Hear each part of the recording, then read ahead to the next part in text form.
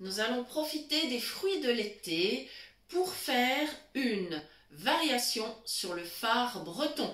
Bonjour les amis, comment allez-vous? Bienvenue sur notre chaîne pour cette nouvelle recette. Alors une recette fruitée, une recette gourmande. Alors je vais vous expliquer ce que je suis en train de faire. Alors là, j'ai préparé un grand plat. Alors, il faut un grand plat, un grand saladier parce que c'est une recette qui est assez volumineuse, on va dire, au niveau de la pâte. Alors, j'ai un grand plat qui est un plat anti-adhésif. C'est ce que je vous conseille d'utiliser. Sinon, un grand plat à gratin fera l'affaire. Dans ce cas-là, il faudra le beurrer, évidemment. Alors, il faut qu'il puisse y avoir au minimum une contenance, je dirais, de 2 litres par sécurité, parce que vous allez voir effectivement que nos ingrédients prennent de la place. J'ai coupé, alors j'ai commencé bien sûr par les laver évidemment, et j'ai coupé 500 g d'abricots. Donc ce que j'ai fait, c'est qu'avec mon couteau, j'ai fait des petits morceaux en tournant autour du noyau, tout simplement. J'ai tapissé donc le fond de mon plat avec mes morceaux d'abricots.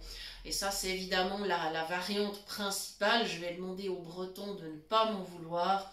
Je sais que l'original se fait avec des pruneaux, mais il se trouve qu'au début de l'été, eh bien, nous avons de magnifiques abricots et on va en profiter. Voilà. Ensuite, dans mon saladier, j'ai mis une pincée de sel, j'ai mis 1 litre de lait que j'ai fait chauffer donc légèrement, 100 g de beurre que j'ai fait fondre, j'ai ajouté 7 cuillères à soupe de sucre de canne, un sachet de sucre vanillé et 4 œufs. Et voilà où j'en suis actuellement. Je suis en train de mélanger tout ceci, voilà, afin que mes œufs se défassent bien. Alors c'est on va dire un gâteau traditionnel que l'on peut servir tiède ou froid, selon nos goûts, selon les occasions. Nous pouvons le servir au dessert, au goûter. Il peut prendre sa place également dans un buffet de dessert et il sera vraiment toujours très apprécié. Voilà, maintenant ces premiers ingrédients sont bien mélangés. Il me reste à ajouter de la farine. Alors il s'agit bien sûr d'une farine sans gluten, c'est un mélange. Et il y en a 10 cuillères à soupe bombées. Alors le tout là, ça va être de verser la farine en douceur. Je vais essayer de ne pas éclabousser partout. Bon, mon saladier est grand, hein, mais il faut que je reste quand même vigilante. Voilà. Nous y sommes. Voilà, je vais aller déposer l'assiette dans l'évier pour la vaisselle. Et maintenant, je vais mélanger suffisamment longtemps afin que ma farine puisse gonfler un petit peu et bien s'incorporer dans ma préparation. C'est important quand on travaille avec les farines sans gluten. Voilà. D'ailleurs, c'est pour cette raison que j'avais légèrement chauffé le lait, parce que d'une part, ça permet au sucre de bien fondre, de bien donc s'incorporer, et c'est beaucoup plus facile après, y compris avec la farine. Voilà, donc je vais faire mon mélange. Voilà, et après j'aurai juste à l'ajouter par-dessus les abricots. Je vais mettre cuire à 200 degrés pendant un minimum de 40 minutes. Ensuite il faudra tester. Je pense qu'on sera plus près des 45-50 minutes.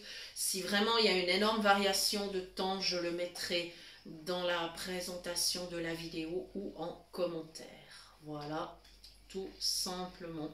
Et pendant que je tourne, eh bien, je profite évidemment pour vous remercier pour tous vos partages, pour vos commentaires, pour vos j'aime, pour vos messages, pour vos emails.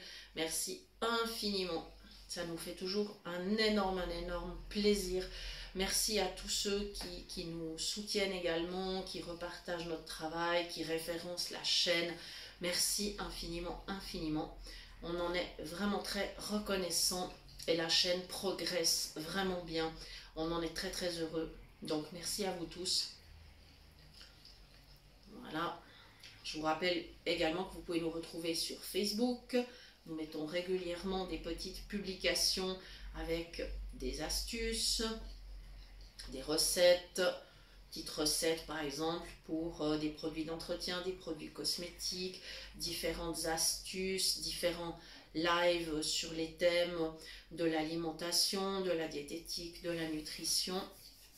Ce sont les petits plus de la page. Voilà, la chaîne étant réservée en principe aux recettes ou à des thèmes bien précis qu'on nous demande ou que nous faisons en fonction aussi de l'actualité. Voilà, on suit également ce qui se passe dans l'actualité au niveau alimentation. Donc on essaye aussi de faire des thèmes en fonction de ça. Et si vous avez des thèmes que vous souhaitez que nous traitions, eh bien n'hésitez pas à nous le dire. Ça sera vraiment avec un très grand plaisir que nous ferons les recherches adéquates. Voilà, vous pouvez également bien sûr nous écrire sur notre adresse mail cuisinepratique@mail.ch. Nous vous répondons avec plaisir dans un délai de 2 à 3 jours. Voilà, ça se passe bien. La pâte commence à être bien homogène. Je pense que ça sera vraiment un très bon plat. Je pense même que ce soir, on va le déguster en plat principal. Voilà, comme ça, on ne va pas se casser la tête. On n'aura pas besoin de cuisiner autre chose. Et demain, eh bien, il en restera pour le dessert, par exemple. Voilà, merci les amis de nous avoir suivis. Et je vous dis à très bientôt pour de nouvelles idées cuisine. Merci.